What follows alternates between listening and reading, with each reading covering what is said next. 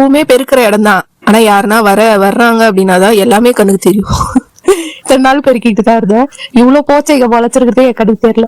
இன்னைக்குதான் தென்படுது.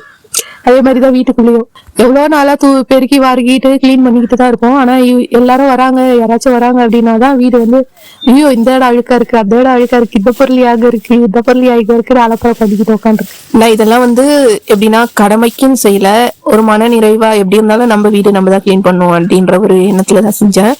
அதுக்கப்புறம் வந்தவங்களுக்கும் என்னால என்ன முடியுமோ அது நான் செஞ்சேன். இப்ப எல்லார் வீட்டுக்கும் நாங்க போறோம்னா அவங்களும் அவங்களால முடியுறது அவங்க செய்வாங்க இந்த மாதிரி.